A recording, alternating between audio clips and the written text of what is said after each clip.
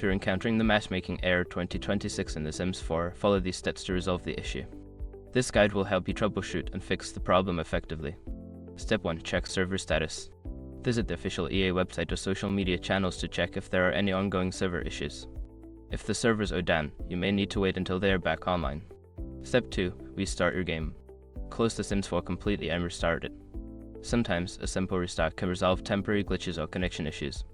Step 3. Update the game. Ensure that your game is updated to the latest version.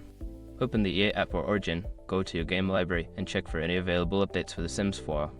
Step 4. Clear cache files. Navigate to The Sims 4 cache files on your computer. Delete the cache files to remove any corrupted data that may be causing the error. Restart the game afterward. Step 5. Reinstall the game. If the error persists, consider uninstalling and then reinstalling The Sims 4. This can help fix any underlying issues with the game files. By following these steps, you should be able to resolve the Matchmaking error 2026 in The Sims 4. If the problem continues, consider reaching out to EA support for further assistance.